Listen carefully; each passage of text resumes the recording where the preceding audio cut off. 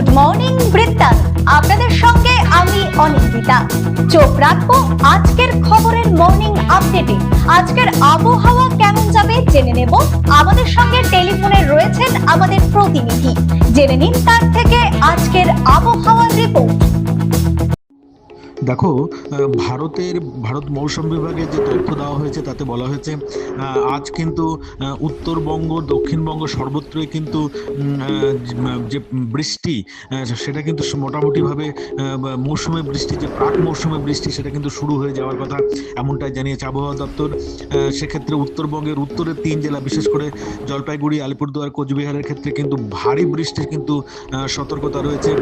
পাশাপাশি মধ্যবঙ্গের 3 জেলা, উত্তর দিনাজপুর, দক্ষিণ দিনাজপুর এবং মালদা জেলার ক্ষেত্রে কোথাও কোথাও কিন্তু দু একটি জায়গা বজ্রসহ ঝড়, বজ্রপাত এবং দমকা হাওয়া, এবং সেক্ষেত্রে 40 থেকে 50 কিলোমিটার গতিতে বাতাস কিন্তু বয়ে যেতে পারে, এমনটা কিন্তু পূর্বাভাস রয়েছে আবহাওয়া দপ্তরের পক্ষ থেকে। পাশাপাশি দক্ষিণবঙ্গের ক্ষেত্রে সেখানে কিন্তু বলা হয়েছে ঝড় বৃষ্টির সম্ভাবনা কিন্তু বাড়বে। আজ কিন্তু মূলত তার সঙ্গে সঙ্গে বলা হয়েছে আকাশ কিন্তু মূলত আংশিক মেঘলা থাকবে। কোথাও কোথাও কিন্তু পরের দিকে দিনের বেলার দিকে সূর্যের আলো দেখা যেতে পারে, তবে সামগ্রিকভাবে আকাশ কিন্তু মেঘলা থাকবে, এমনটা পূর্বাভাস রয়েছে। পাশাপাশি দক্ষিণবঙ্গের ক্ষেত্রে কিন্তু ভয়াবহ বজ্রপাত সহ ঝড় বৃষ্টির সম্ভাবনা, সেটা কিন্তু পূর্বাভাস দিয়েছে আবহাওয়া দপ্তর। জেনে নেব গত 24 ঘন্টার খবরের দুরন্ত আপডেট।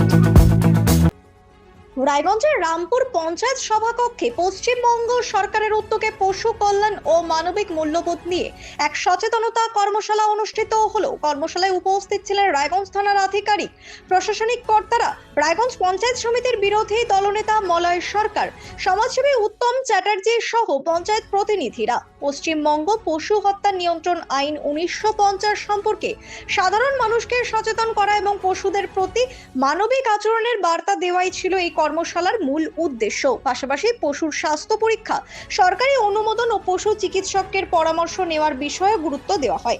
অনুষ্ঠানে বক্তারা জানান, সমাজে পশু ও মানুষ উভয়ের প্রতি সহানুভূতিশীল মনোভাব গড়ে তোলা অত্যন্ত জরুরি।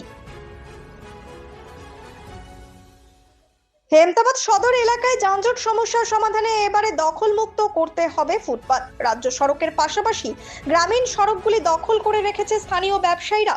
মঙ্গলবার হেমতাবাদ বিডিও অফিসে একটি বৈঠক করে সেই নির্দেশে ব্যবসায়ীদের জানান হেমতাবাদের বিডিও বিশ্বজিৎ দত্ত, 1 সপ্তাহের মধ্যে ব্যবসায়ীদের দখলমুক্ত করতে হবে ফুটপাত। রায়গঞ্জ বালুরঘাট রোড ও হেমতাবাদ বিষ্ণুপুর রোডের অন্তর্গত ঠাকুরবাড়ি মোড় থেকে হেমতাবাদ বাজার ও হাসপাতাল তৎসহ নতুন বাসস্ট্যান্ড সংলগ্ন বিভিন্ন এলাকায় বহু দোকানদার রাস্তা, ফুটপাত ও সরকারি জমি অবৈধভাবে দখল করে দোকানের সামগ্রী, সাইনবোর্ড ও শেড স্থাপন করেছেন। এর ফলে প্রতিনিয়ত দীর্ঘক্ষণ যানজট সৃষ্টি হচ্ছে এবং দুর্ঘটনার সম্ভাবনা বৃদ্ধি পাচ্ছে।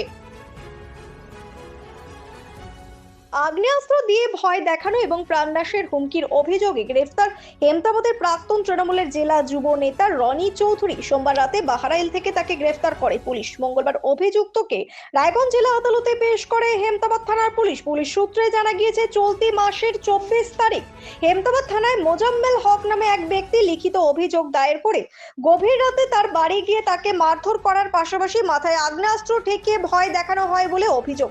এরপর পুলিশ অভিযুক্ত তৃণমূল যুব নেতাকে গ্রেফতার করে আগ্নেয়াস্ত্র সহ বিভিন্ন ধারায় মামলা রুজু করে রায়গঞ্জ আদালতে পেশ করে।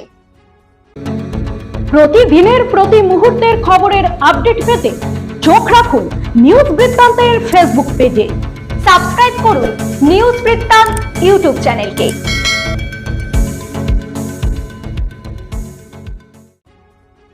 হেমতাবাদ ব্লকের দেহুজি হাই স্কুলে এবারের উচ্চ মাধ্যমিক পরীক্ষার ফল প্রকাশের পর খুশির পরিবেশ তৈরি হয়েছে। স্কুলের ছাত্রী লাকি রায় 455 নম্বর পেয়ে স্কুলের মধ্যে প্রথম স্থান অধিকার করেছে। অত্যন্ত অসচ্ছল পরিবারের মেয়ে হয়েও তার এই সাফল্য সকলের নজর কেড়েছে। জানা গিয়েছে, কঠোর পরিশ্রম ও নিয়মিত পড়াশোনার মাধ্যমেই এই সাফল্য অর্জন করেছে লাকি। তার এই ফলাফলে পরিবার, শিক্ষক, শিক্ষিকা ও এলাকাবাসীর মধ্যে আনন্দের পরিবেশ তৈরি হয়েছে। ভবিষ্যতে আরো পড়াশোনা করে বড় কিছু করার স্বপ্ন রয়েছে তার। শিলিগুড়ি সাইবার থানায় রাজ্যের প্রাক্তন মুখ্যমন্ত্রী মমতা বন্দ্যোপাধ্যায়ের বিরুদ্ধে অভিযোগ দায়ের করলেন বিজেপি কর্মী ও আইনজীবী রিঙ্কি চ্যাটার্জি।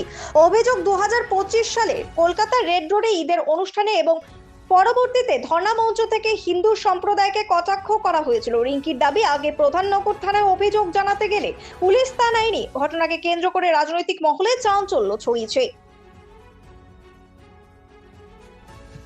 মালদা শহরের নজরুল সরণিতে বিদ্রোহী কবি কাজী নজরুল ইসলামের 128তম জন্মজয়ন্তী পালন করল ইংরেজবাজার পৌরসভা ও মালদা শিল্পী সংসদ। মঙ্গলবার প্রাকৃতিক দুর্যোগ উপেক্ষা করে কবির আবক্ষ মূর্তিতে মাল্যদান করে শ্রদ্ধা জানান পৌরসভার চেয়ারম্যান কৃষ্ণেন্দু নারায়ণ চৌধুরী, মালদা শিল্পী সংসদের সম্পাদক মলয় সাহা সহ বিশিষ্ট শিল্পীরা। অনুষ্ঠানে নজরুলের সাম্প্রদায়িক সম্প্রীতি ও মানবতার বার্তা তুলে ধরা হয়। গুড মর্নিং বৃত্তান্ত আজ এই পর্যন্তই। ঘরে বাইরে খবরে থাকুন, চোখ রাখুন নিউজ বৃত্তান্তে। নিউজ বৃত্তান্ত, হলুদ নয়, স্বচ্ছ।